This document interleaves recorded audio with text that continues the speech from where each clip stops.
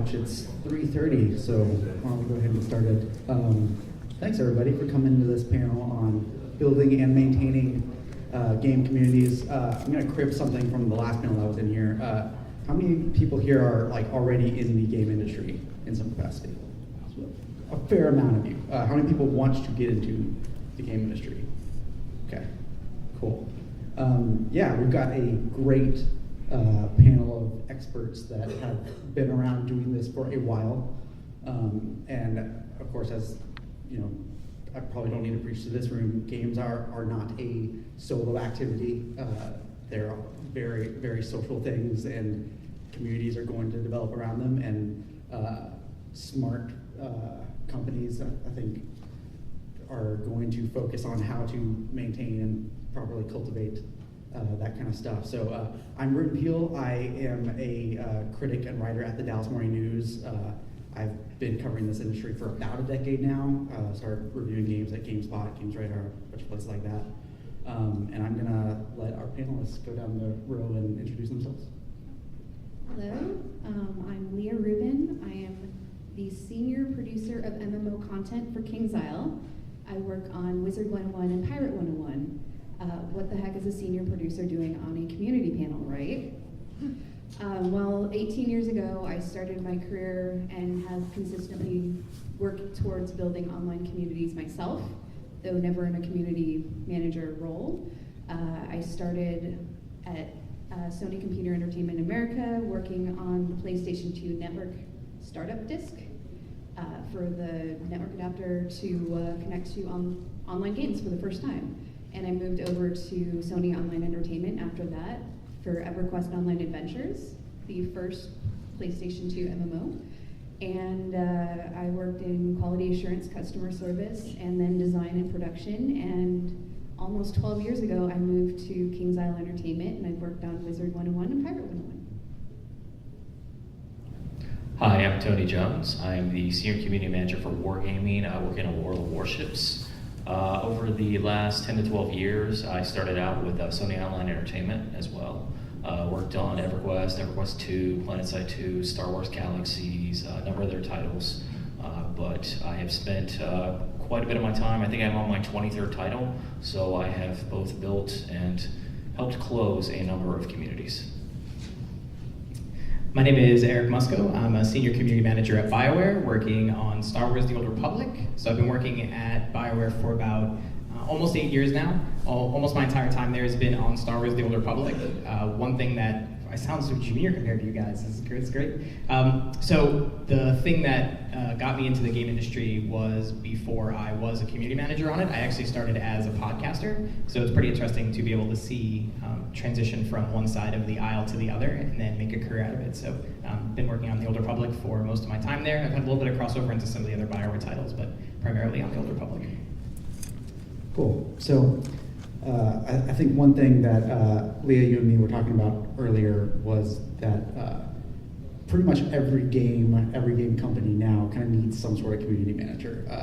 It's one thing if you are a BioWare or you're a Blizzard, and of course you're going to have a huge community of people that maybe need to be managed in some capacity.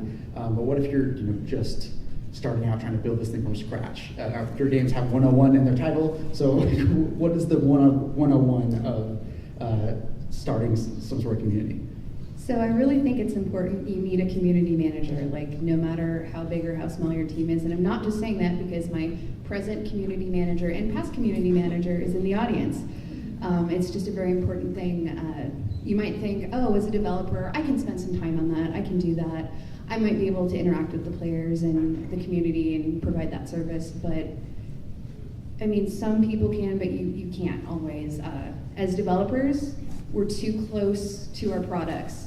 We take our heart and our souls and we pour it into these games, and then we kind of hold out our heart and say, here you go, here's this wonderful thing we created. And then it will crush us to see people stomp on it. So we kind of need that bi-directional feedback of a community manager kind of as our shield to protect our egos. And we have egos. So the community says things that may be impassioned or not refined or not constructive, and you guys are awesome, and you're on the front lines, and every day you're processing that awesome, or that feedback into, and you're finding the kernels of truth, and you're figuring out what is at the heart of what the players are saying, and then you translate that to us as developers in a much more constructive way that keeps our feelings intact. And then we come back and we look and we go, oh, okay, hey, maybe we did make a mistake, or no, actually this was the right choice for us to make.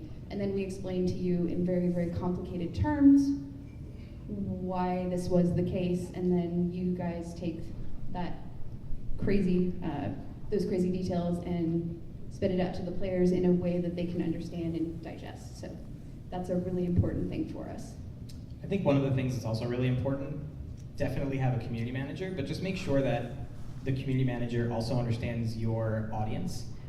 If I talked about things that we were able to do, I work for Electronic Arts, and obviously there's things that come with working for a company like EA or a large corporation. It's very different than for a smaller company or an indie studio. I have some friends or colleagues that work at other companies around the gaming industry, and some of them work for very small publishers, and I see some of the things they do in the way they interact with their player bases on forums and on social media, and I could never attempt any of those, even anything close to it.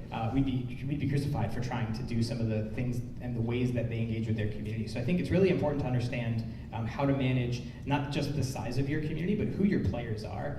Some player bases, MMO player bases, certainly are known to be very hardcore in their play, and the way that you engage with them needs to be around that. You have to understand you're going to get a level of toxicity that comes with it. That's just what it is. It doesn't necessarily mean it's a bad thing inherently. You just need to know how to work around it. Whereas some smaller titles or more casual games may not have that at all. It may be a completely different audience. And so it's really important that your community manager understands who their audience is and how to talk to them. And yeah, just to add to that, I mean, if you work in the industry, you're not a community manager, your first motivation is probably going to be what you do. If you're a designer, you're constantly going to be thinking about design. If you're a programmer, constantly about code. A community manager's entire job is to focus on how everything is perceived by that community manager. You know, you guys are thinking, oh, we need to balance this, we need to fix this. Our job is to think, okay, how is the community going to perceive this? How can we message this correctly? So it's pivotal that someone spends dedicated time to that role. Now, I've been playing a lot of Trials Rising lately, and those loading screens tell you, hey, visit our community on Reddit. Go to our Trials Rising, or Trials, or whatever it is. And now so much of the community for a game is splintered off in so many different directions on Twitch, Twitter, Facebook, so on. What kind of challenges does that present to y'all, and how do you even begin to wrangle it all? So I think one of the things that's really interesting about how I've seen communities operate is that they tend to be pockets, right? So you have the people who operate on Reddit or the people who operate on the forums, and you tend to get this thing of everyone is saying this, everyone, because everyone in that place is saying that. But that doesn't mean everyone is saying it. It means everyone in that place is saying it. And you get different audiences in different places, right? So on social media, you're going to tend to see a lot more casual and broad audience, and then you'll see on something like a forum or someone that's highly engaged. And so I think it's just a matter of understanding where your players are, who those players are in those places, and how you need to communicate with them. The message that you need to deliver in a forum is dramatically different than the message you're going to need to deliver on Facebook. At least in my case, that's what I've seen. And so I think having fractured communities actually isn't a bad thing, because it means that different players play different games for different reasons. And so I think it's been a great thing with the growth of the internet and having all these places where people can gather, because it means you always have a way to find where the player base is who is like you, to go talk to them, a place to go engage with them. It's just about having, as a community manager or a community management team, you need to understand who those players are in those places so you know how to engage with them properly. Yeah, I mean, it really is a mixed blessing. I mean, 10 years ago, all we really had were forums. Facebook was just becoming a thing. Twitter didn't exist, so everybody went to forums because that's where everything happened.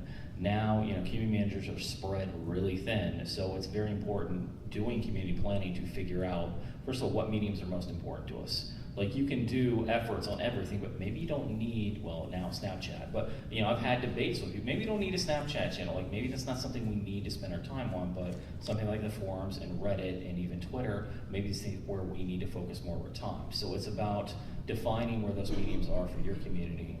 And you, as developers, have control over that to a point. Yes, your audience may like or dislike certain mediums better, but you have control over where you go. So if you define primary mediums, that's where they're going to go because that's where you are.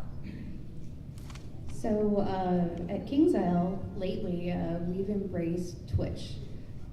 We love our streamers, and we love streaming ourselves. We do a KI Live, which is a monthly live stream that we put on and produce. It actually has now evolved into a big thing. It takes 6 people to do and days to put together, but we believe it's a really positive thing and it helps us connect with our players. Also, we watch our streamers a lot. When I go around the office, I constantly see on everybody's second or third monitor, there's somebody streaming our game. They're watching and getting feedback, and they're just, kind of participating with the community. It's awesome to see, as somebody who's watched communities evolve, that now my team is just so involved with the community. They're just seeing them and interacting with them on the day-to-day. And then YouTube as well. YouTube is a big one for us. This year we started, in the last year I guess, we started doing developer diaries where I'll interview a developer and talk to them and just kind of do an informal 5 to 8 minute video where we talk about a feature that's going in the game. It's a little more informal and it just gets everybody to know what's going on. And last year for our 10th anniversary, pretty cool, we made it 10 years. We did a making of series 10 years later. We did a making of series when we first launched the game, and then for our 10th anniversary, we thought it would be really cool to kind of remake that in the same spirit. And we put those up on YouTube, and man, they were really popular, so it was cool. Also, it's just amazing that our player base can go, back in my day, 18 years ago, there was no videos or anything like that. Players didn't really make that. Now with the proliferation of webcams and just the ability to stream and do videos easily, they can show us their slice of life. They can show us what they think, their fun times, and they can express themselves. Basically, they're taking our brand and they're making their own, and it's just this awesome symbiotic relationship. So Twitch and YouTube are some of our big ones. Now, you talk a little bit about being in the community. How much of that do you encourage, and how much of it is, I think a little bit to like the mentality that, if you're a parent, you can't be friends with your kids. Is there a spot where you've got to kind of distance yourself and be like, okay, I'm the company person, I have to, I can't be having as much fun as the rest of y'all? Or do you really embrace I'm one of you, I'm, enjoying the same stuff you are? I think there's a humanization element that is very important when interacting with the community, because if you don't interact at all, you're just this faceless corporation, and it's really easy for people to rage against the corporation. Damn the man. So if we come out and we show our communities that, hey, we are the representation of the company, but we are humans. We're fallible, we make mistakes, but we also can come out and talk to y'all about why we did the things we did and our motivations behind making the decisions we make. It just kind of makes a friendlier and better experience overall. But yeah, of course there's a level of professionalism that you have to continue to maintain. You are the authority, you are the leader, you are the person responsible for it. But it doesn't mean you can't have fun with people. We do that all the time. Yeah, I think, like you said, in fact, I had this conversation recently, at my work, figuring out where that line of professionalism is. You need to have a philosophy. Okay, it's okay for us to do this occasionally. It's not okay for us to ever do this. And because if you put someone in a professional box, they lose that creativity, they lose that humanization that will appeal to your audience and will appeal to the players. Because you, again, like you said, are just a faceless corporation, and you're just churning out professional speak that, could have been written by someone for PR. And that's never the goal when you're the community manager. You want to be, in their eyes, their advocate. You work for the company, and your priority is always going to be the company. But you want to be one of them and part of gain their trust. Yeah, I think it's a really fun line to ride because what Leah says is 100% correct, right? Letting players see and understand that you are also a human being.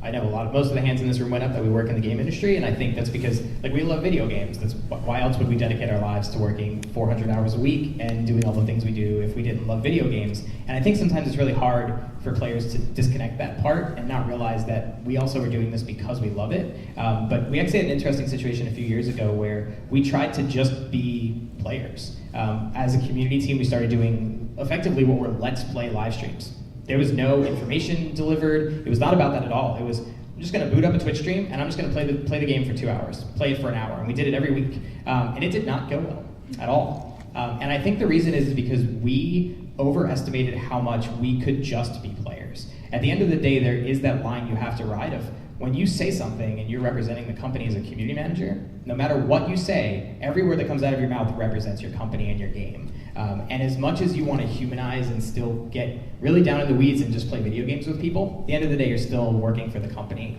And players won't forget that even if you do. And so in that instance, we kind of forgot, and they were there to remind us that we needed to take the step back a little bit. So I think it's a delicate balance. I think at the end of the day, the goal needs to be that people realize that you're human, but you still work for the company.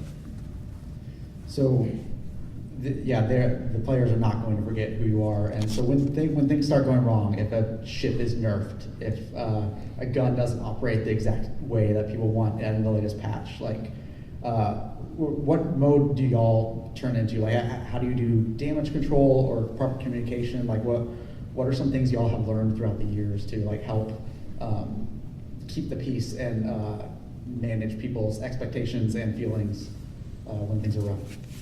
I mean, good community management is you should never be surprised by this. You should have a plan. You should always be completely in tune with what's happening. Now, yes, some development cycles are very quick. Sometimes some teams move very agile. They may just decide on the spot. And you as a community manager can't predict that, but I am always thinking every time I read a patch note, okay, how is this going to impact the players? How are they going to read this? How are they going to feel about this? Did we sell this particular ship? Okay, they spent real money on this. This is very different from you guys, nerfing something that we just kind of put in the game for free. So what is our message? What are we telling players about this? And, creating that feedback loop between you and making sure the development team understands exactly how this will impact them. And they may or may not care, honestly. This is just the right thing for them to do.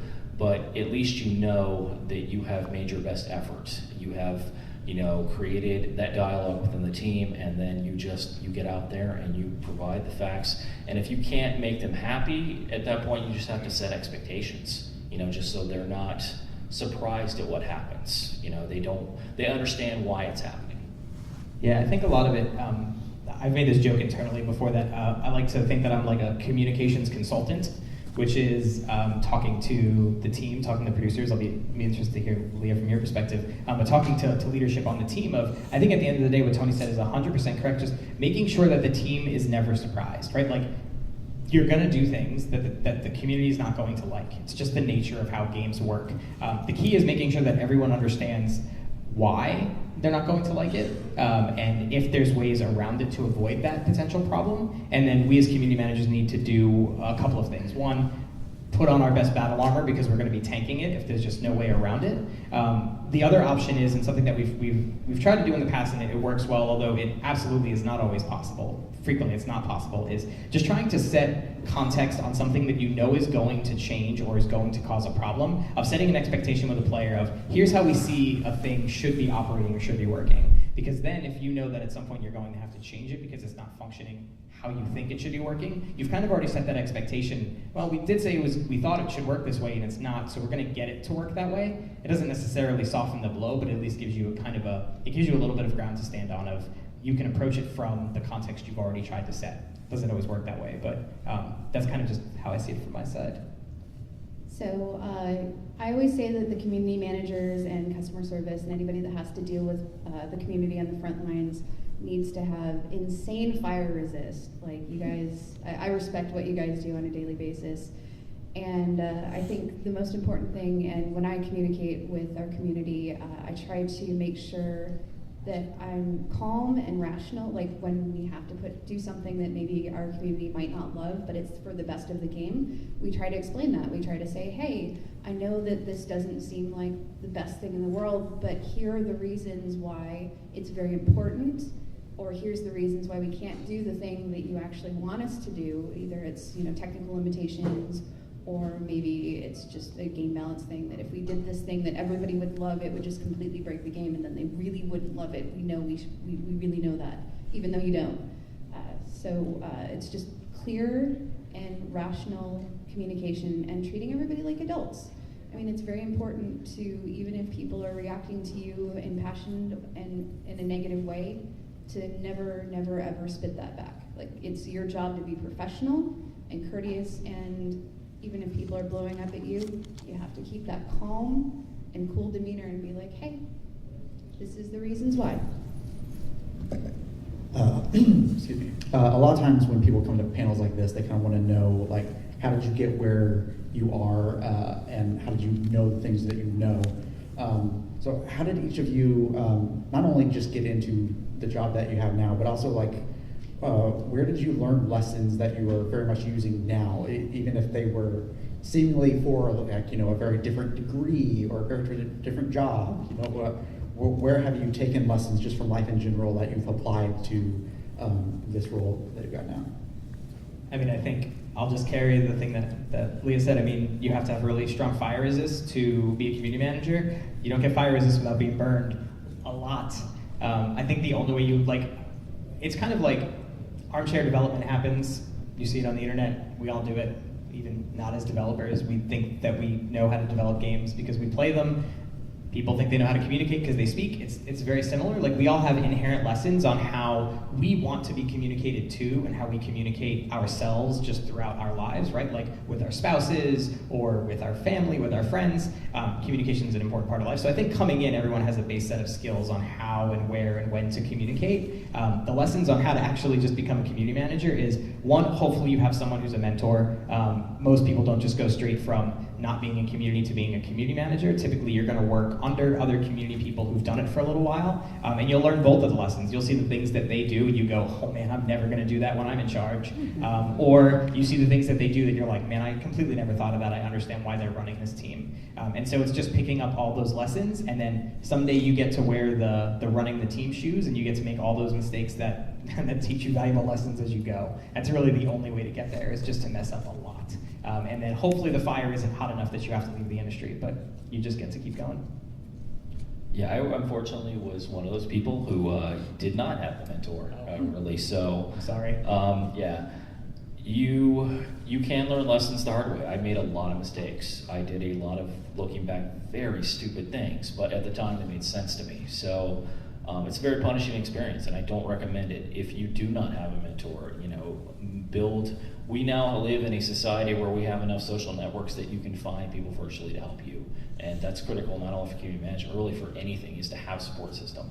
Given the amount of verbal abuse a community manager can take, it's critical. There are days, based on the abuse I've taken over the years, I have almost no heart left. But every now and then someone will say something, and I'll be like, oh.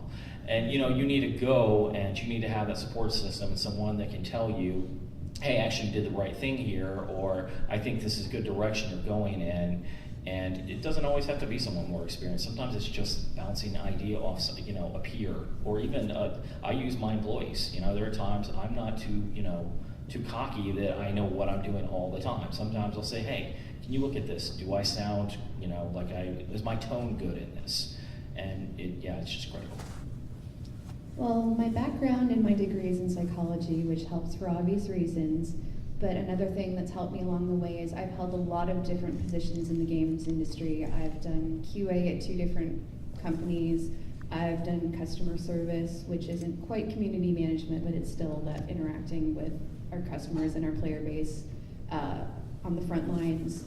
I've done design, and in that design role, I was on a very small team, so I got to wear the hat of designer, producer, marketing, community, and just about anything else that needed to be done with the team. And moving into production, production just as a whole is, I like to define my job as doing everything that needs to be done to make the game. So at Kings Isle, I've done everything from voice recording. I built up the sound department. I've done design. I've done all sorts of other things. Just doing a wide variety of things in the industry Even if you can't do it for your job, just getting with people and being like, hey, teach me about your job, I want to know your perspective, helps you have empathy and understanding, and also a little bit of competency about what everybody does. So that helps you as a whole to be a much better employee and person and game developer. Something that made me think of to add on to that as well is that I think we've all seen some kind of entertainment, video game, movie where they communicate something in a certain way, and we just ask that question like, why in the world would they do that? That doesn't make any sense. And typically there's a reason why that happens. And I think one of the things that was helpful when I was really junior is because I was terrified of being in community in general, even though it's what I wanted to do. And so I asked a lot of those questions of, this is dumb, why are we doing it this way? And then someone would sit me down and answer exactly why we're doing it that way. And most of the time that's not even from somebody in community. I mean, there's a lot of stuff that dictates communications outside of just, this is the right thing to do or not to, right? Like, there are legal ramifications, there are finance ramifications.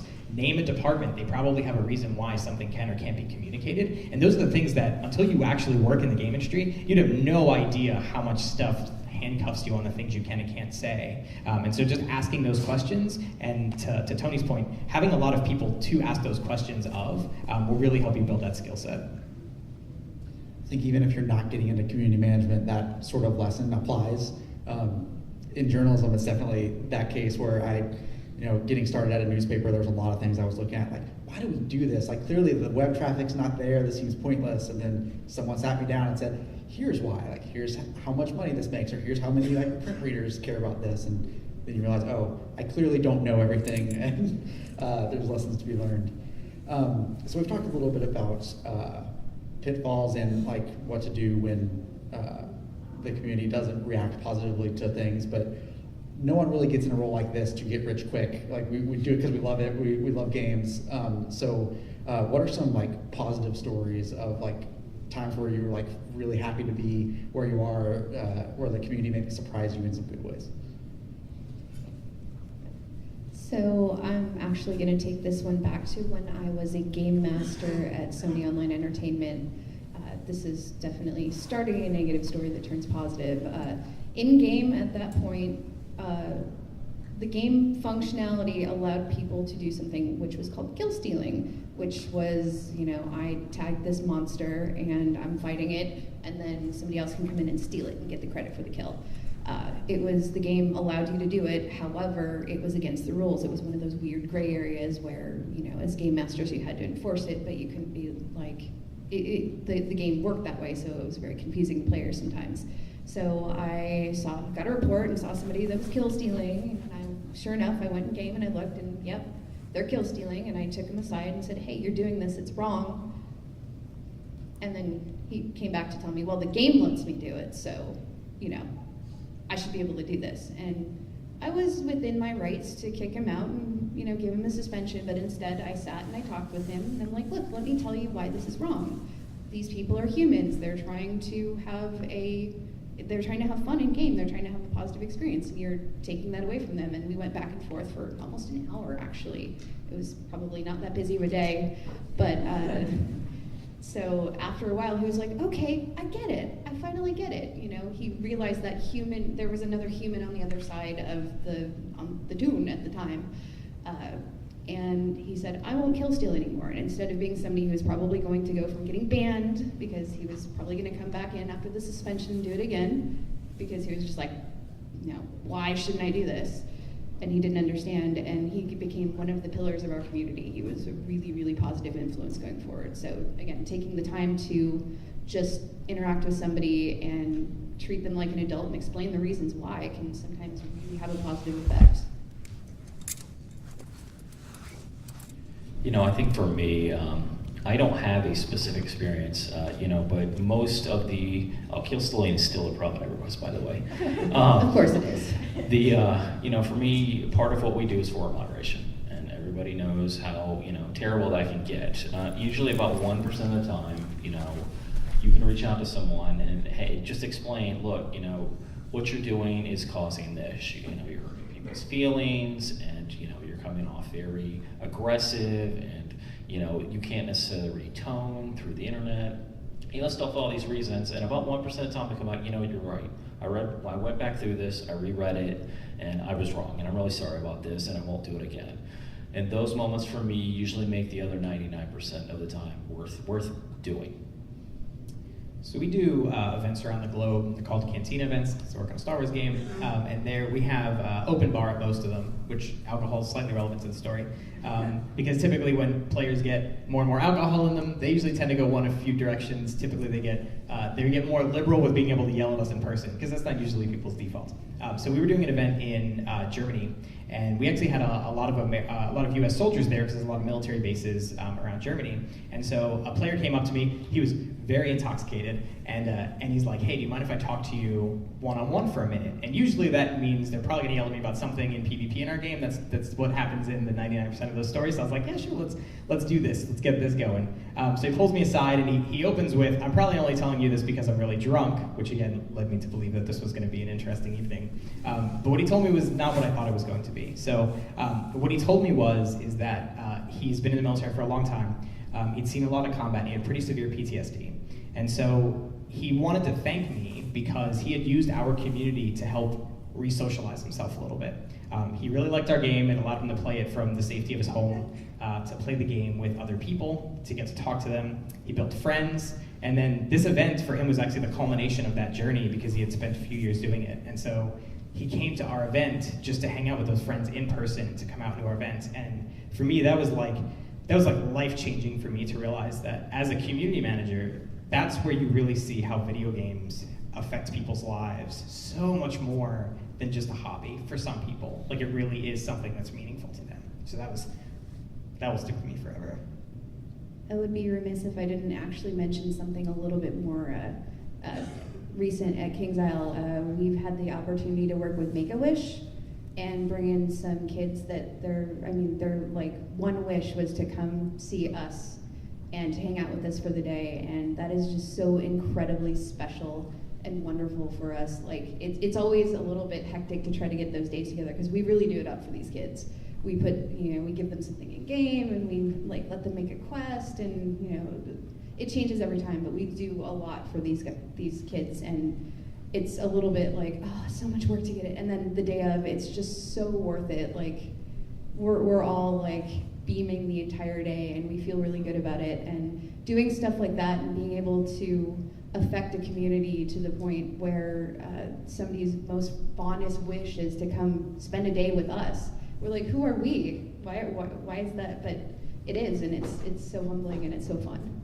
Yeah, it's interesting, because I think on those days, right, like, that's when because we're community managers, and so we say community managers, so we think of players of our games as our community, and I think sometimes, like, I even forget there's people on the other side of that, right? Like, we look at them as the we, and then you have situations like that where it's just that one-on-one interaction with someone where you go, man, this is a collection of individual people, and it changes everything. Awesome. I want to make sure everyone has plenty of time for questions, so if you have a question, go ahead and you can start lining up at the microphone in the center. As you do that, and as you think about great stuff to ask, I want to ask y'all, if anyone's like thinking about getting into community management or a role like this, what are some steps that you think people should take, either to get more involved in a community they already care about, or some classes they should take, or what's the roadmap look like? A couple things. I think it was Tony that mentioned this earlier. Network your face off. Coming to things like conventions, like if someone is in this audience and you want to be a community manager, the very first thing you should do when this panel is over is come up and talk to us. Get to know us, talk about what your interests are, what the games are you want to work on, and do that across the board. Not only with community managers, but people of all disciplines, recruiters, very good person to network with, so they can always keep you in mind. And then beyond that, and this is advice that I've heard pretty much everyone in every discipline give for any job in the game industry, is if you want to be a community manager, just start community managing today. Just go do it. Build a community. Just spin up a forum and start getting people on it. Go find a forum that you're on frequently and ask them, hey, can I help do some moderation? Just go find a way to go be a community manager. And that's really true of, like, if you want to be a writer in the game industry. Are you writing a video game? Why not? You don't have to work for a game company to start doing what you dream about. And so if being a community manager is what you want to do, find a community to manage and start building that experience. I have definitely hired multiple community managers just based on, it all started because I met them at a convention like this. I met them at E3, or I met them at GDC, and I got their card and added them on LinkedIn. I didn't think about it again until I need to hire somebody. Oh yeah, I had that conversation with that person at that happy hour. They might actually be really good for this. So the networking, it's crucial. But in terms of, those soft skills are great. In terms of technical skills, your writing. Make sure your writing's exceptional if you want to be a community manager. We have to, our jobs communicate constantly. Our grammar has to be great.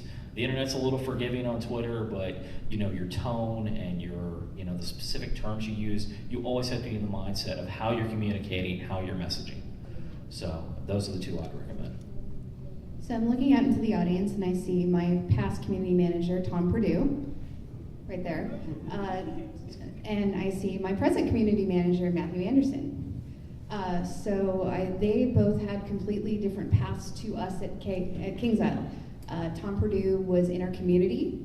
He probably had never thought about being a community manager before this. No? Didn't think so. So he got maybe our first official fan site, at least one of our first fan sites up and running as the Friendly Necromancer. And he, like you said, he built his own community to the point where we really noticed. We're like, hey, this guy's awesome. And then after interacting with him and having him come in, and, he visited us a couple times before he actually came to us for employment, and we got to know him. And when he said, hey, I want a job, we're like, okay, cool. So we brought him in. And Matthew isn't quite as familiar, and he didn't come from our fan base, but he's an amazingly talented, knowledgeable person about communities in general. And one of the big things when Tom moved into design, I was like, okay, we need somebody who's going to be really savvy on social media and stuff like Twitch. And we did KingsIsle and the KI Live. Like, we have to keep doing that, and he needs to be a good co-host with me. That was actually, I wasn't there to interview you, but I said, hey, somebody needs to ask that. Would you plan on doing a live stream, and if so, can Leah be part of it? So I think just coming from one of those two perspectives is good. Either get really familiar with the game you want to work on and be a fan site for that, or just get really familiar with communities. And I will continue to plug quality assurance, customer service. They're entry-level jobs. They may not be as glamorous as community management or developing or whatever, but they're great places to start. Again, you having that perspective from quality assurance helps you know the challenges of making a great game, and customer service, you get the frontline communication. And when I see people come in without some of that experience, they don't really empathize with those two departments as well as they could. So I will say getting your foot in the door any way you can is great, because we always love to hire from within. I would much rather hire somebody that I've worked with for a while versus like just sending it out on the internet and trying to get somebody that I haven't met before. So. Speaking of getting your foot in the door, questions? Hey, also, some of what we heard today is about packaging the message that you get from the development team and sending out to the community. How much does the community team actually influence the developers? So if you see a list of proposed changes or patch notes or whatever, and you can say, 100% of the community is going to hate this, don't do it. Do you have any influence back with the dev team, or is it just you're responsible for packaging that bad news? Well, I'd say at KingsIsle would take that very seriously if Tom or Matthew were to come to me and say, hey, I see this, and this is going to be a 100% negative firestorm. Sometimes the answer is, yeah, but we really have to do it. But we would weigh that very carefully. We would go, okay, we know this is going to be a negative change, but maybe it's something we have to do for game balance, or it's a short-term thing that players are going to see as negative, but it'll help us continue to grow the game, or continue the game for balance the game, and have it be around. I mean, we've been around for 10 years. We want to be around for 10 more, so sometimes you have to make hard decisions. But we always take what the community says very seriously. I mean, from our side, it does vary by company. Every company's different. Every company uses their community team differently. There have been many times I sit down with a developer and pull out a patch note. You're joking with this, right? Like, this is a joke. You're trying to mess with me. You know, you're mad at me for what I did last week. I get it. Let's just go ahead and revert this. And we have to have a whole conversation about it. Community, you know, I don't see our tenet is to drive design. Our tenet is to, you know, keep the feedback loop. If the developer knows exactly what the community is going to think, I feel it's in their house to decide, okay, how important is this change? You know, how important is the sentiment? You know, the sentiment. I can say everybody's going to hate this. So, you know, if this is really the decision you want to make, you just need to understand the cost. My job is to explain to them, okay, if you do this, this is going to happen. Is it worth the cost to you? And if it is, then I need to do this, this, and this. I need to prepare messaging. I want to do a survey. I want you to see numbers of how much people are going to hate this or like it. Because sometimes for us, you know, we're smoke detectors. Sometimes there isn't fire. Sometimes it really is just smoke. Sometimes we need to get data to back our theories up. So, yeah, I don't personally like to you know, dictate design to designers, but I do feel that, you know, we have a piece of it. I mean, what they said is 100% true. And I think the one thing that they did, I mean, it's exactly that, right? And it's kind of what I said earlier, that we're consultants. Our job is to tell the design team, look, when you do X, Y is going to happen. It's just the inevitable. Are you okay with that? And if they can make the case of why it's important, then we can understand it, then that's certainly a big part of that give and take. The thing that falls outside of that realm is things that we don't know is going to happen. Because occasionally things will happen that community is not just, and I don't think it's ever intentional, but there can be times where community is just not in that conversation, and we can't start lighting the alarm bells. And then sometimes we find out the alarm bells when it goes live, and we go, oh, we didn't know that was gonna happen. That's not great. And now the fire is here, and so then we don our fireproof suit and we go walk into the fire. But in general, I think what they said is completely true. It's just, we offer that consultancy to the team of just, hey, this is what's going to inevitably happen. Do you still feel it's worth that cost? I like that's good framing, I like that. And then sometimes the answer is yes, and then we just have to maneuver around it. It's the surprises that make that a little tricky sometimes. All right, thanks. I was just wondering, what's your opinion on the future of influencers being involved in video games? Because that's got to impact community managers a bunch, and there's a lot of interesting issues going on with influencers right now, so I was hoping you could talk a little bit about that. So influencers, at least in my opinion, they're starting to, well, they're not starting to, in many cases, they have kind of replaced traditional press. You know, I look at them, they're kind of on two sides. You have influencers and you have people that are community contributors. You have people that are heavily leveraged by marketing and PR to promote your game, and you have people that are more or less dedicated to your game, and they are kind of profiting from it, you know, because they're developing that user base based on your product. Every company I know of leverages those right now. You know, we use both at Wargaming. You know, we do have influencers that, you know, push out our product at certain times, you know, cover certain updates, certain things when we want to promote marketing. And we have a community contributor program who are people that we give early access to, you know, ships that are in testing, so they can Twitch stream them. Nobody else has them, you know, that's special for them, but they're promoting these ships that we're going to be selling in the future. So it's kind of a joint project, right, where they're getting something and we're getting something from it. I don't see that changing anytime soon. It's working for us, it's working for them, and we'll continue it, you know, until someone like the FCC says we can't anymore. I was hoping I get to talk about this one. This is one thing on my notes that I really wanted to talk about. Our previous community manager, Tom, has a lighthouse principle, which are the fact that you're going to attract a bunch of players to your game, hopefully a lot of players to your game, and some of them are going to be the beacons that shine, and they're all in, and they just like, they're your influencers, they're your official fan sites, they're your very, very popular people in the game, and they will just shine light on everything that's in game, and they're going to be the people that your community goes to see the zeitgeist and the health of your game. They're not really going to come to you for that. They're going to come to you for like official notifications and stuff like that. But if your community wants to know how healthy and how robust and how successful your game is, they're going to look to those lighthouses. So we do our best to identify those, make them official fan sites, and official fan sites for us are kind of held to a higher standard. They need to be positive, inclusive, and family-friendly, just like the things that we do as a company. As a company that has games that are E for everybody, we can't have official places to go that are not E for everybody and not safe and happy and fun and inclusive places to go. So we try to take care of them by giving them codes to be able to do events, and we don't want to play favorites so much, but if they're putting in the work themselves to run fan sites and to produce amazing content for us, we'll help them out any way we can. I think this is pretty interesting. It's something that it's growing so fast.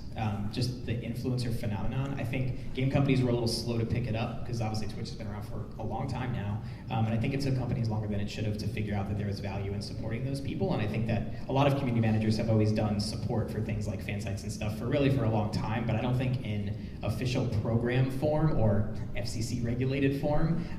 And so I think I would ask that same question because I'm very curious of that as well. I think we're doing at least as a community manager myself, like I'm doing my best to navigate where that sits, right? Like I think I do a lot of the same things that these guys have said. We try to give under NDA access to some of our influencers on our side because they're reliable, we know we can trust them, they do a decent job of speaking for different segments of our player base all at one time in a unified way. There's a lot of value in there, but it's one of those things where it's happening so fast. Game companies are trying to catch up, and honestly, I don't know that players yet really understand how this is all going to work, right? Like I think you can see there's already press headlines when people find out how much influencers get paid to do stuff.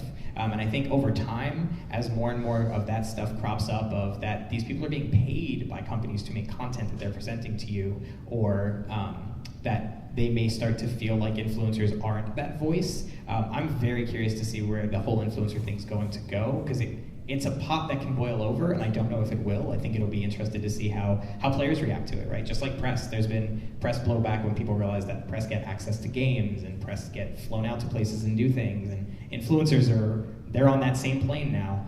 They're almost more important than press, and so the red carpet's going to be out for them, and I don't know how players are going to feel about it. It'll be interesting to see. Feeling the love as one from the traditional press right now. Yeah. But my 2 cents personally, like I think the two worlds can totally coexist. I mean, there's different rules for different groups. Talk about flying influencers out places and whatnot. I would literally get fired if I accepted travel from a company. But that's because I'm like at a Pulitzer winning very long time established place. So, but like we serve different roles. An influencer is often more there to entertain, and I'm often there more to inform. And I think that sometimes there's a battle when there doesn't need to be. We all just love games, and we can do that in our own way. So, next question. Hi, Ken from London. If this is too much of a kind of inside question, by all means take it offline.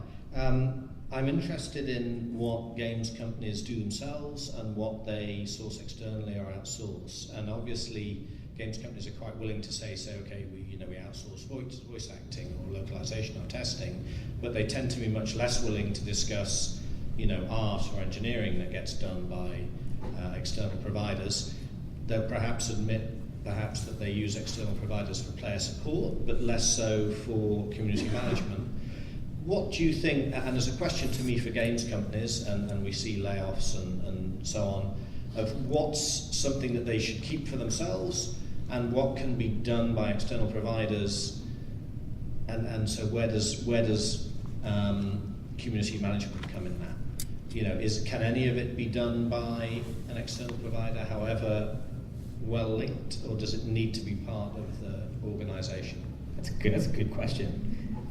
There's definitely facets. I mean, I think to the start of the question, I'm sure you could pay for anything from an external company. If you want a community manager, if you want moderation, if you want customer support, every facet of player communication could be handled by an external agency. My personal feeling is I think a community manager specifically, that one single role should be physically in your building with your team, ingrained in them as much as humanly possible. I think the closer your community manager is to the rest of the development team, the more value you get out of them, bar none. And the nice thing is the community manager can then help guide those other things, right? A community manager can help guide your moderation team, that can help guide your customer support team. So I think community manager has a specific role, or at least director of communications, someone who can oversee that umbrella of player-facing communications. They should be internally. You can hire them externally, that service definitely does exist, but I think that's the most important part, just because you'll get the best service possible by someone who is physically with everybody else. I absolutely agree. I mean, if you want an external vendor, I can give you a couple of recommendations, but you will lose that quality level. You know, it's the difference between buying, you know, a Coca-Cola and buying generic soda. Like, they're both soda, and they both taste good. But, you know, if you want a higher quality experience, if you want someone, one of the most challenging times in my community management was when I was here in Austin managing the launch of PlanetSide 2, which was taking place in San Diego. Like he said, not being in the office, it would take me 2 hours to do something that I could do in 2 minutes by walking and sitting on a developer's desk and asking them a question. So, you know, doing that outsourced community management, it's one thing if you're looking at like overnight. Like if your community managers need to sleep for some reason, you know, you can hire a company to kind of just watch things for you and kind of give them a list, but you need that dedicated community manager who has the credibility with your team, that has that background and understanding what you're doing to do it well. And it all comes down to how much you value that community management service to your, you know, to your product. Some companies don't. Some companies just see community management as either forum moderation or just, honestly, mobile is a good example. There's not as much to do. You know, maybe it's just go in and look at reviews and respond to those. And for that, maybe you can outsource it. But for something that is, you know, like an online game or something that is in depth, it's a pivotal role. Do community managers sleep? They shouldn't. Yeah. They're not supposed to. No? Okay. They're rules. I was just curious. I don't believe ours sleep. Sorry. So, I think that companies that I've worked for have outsourced, I would call them more like low-level tasks.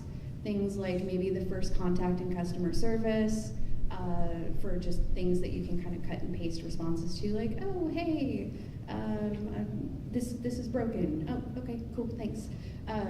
And also community management, just we have fully moderated forums, like somebody has to hit the button to approve a post before people see it. One of the things about being an E for Everyone game, we want to make sure that our official spaces are safe and friendly for everybody, and that was one of the big things with our forums, is we can't just have regular forums. We have to make sure that every post on our official forums is safe. So outsourcing something like that, where people are just looking for kind of like swear words and inappropriate content, that's kind of easy to do, and lower level tasks like that you can outsource out.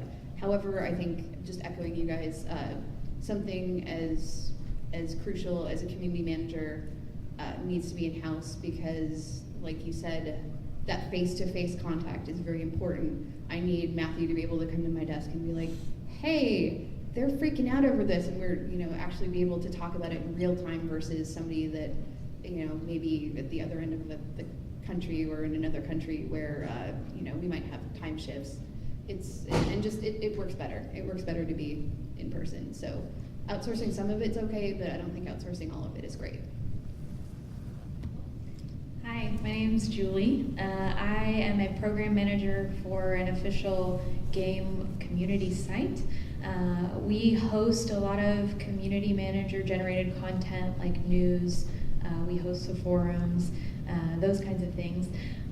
But a lot of times we do feel a bit disconnected, like maybe we have different information, but a lot of our goals align in terms of keeping our community engaged. So I kind of wonder, from a community manager perspective, how do you best work with your website team, or how do you see a website fitting in to your jobs? I mean, for me, I am gloriously probably one of the luckiest community managers, because we have a content team. I don't have to write articles, which is so beautiful. I come in every day thankful for Anthony. But, he and I have to work in tandem frequently to make sure that he understands, he will create content, but I will look through it, and I will check, and, there may be things, hey, players may not understand that, or this article is 1,500 words. Like, that's not gonna do it, man. We gotta break this into different articles or something like that. But our portal articles are critical to our product. That is our most widely used platform for our players. So, we have someone dedicated to that. Obviously, that's not a reality for everybody, but if it is, I'd highly recommend it. Yeah, I think, what you're talking about is super critical. If we're being frank, like, if someone going to www.videogamename.com arguably gets way more eyes on it than the stuff that we necessarily do as community managers. And so, there's irony about the statement I'm about to make, but there's probably a failure in communication somewhere if there's things that are inconsistent or information is missing. And that probably needs to be driven from somewhere out of the game studio. But no, the stuff that goes on the website, again, is absolutely critical. Some of it can border more on marketing content than community content, though, at least in a lot of our instances it can be. So I'm not sure that's necessarily out of the community house, but there's a breakdown somewhere, because the stuff that's on the website absolutely has to be accurate, because again, it's arguably more critical than a lot of the day-to-day stuff that we do as community managers, because we're reaching far less people than the website would. So I want to recognize another person from my company who's here, Mally Rust.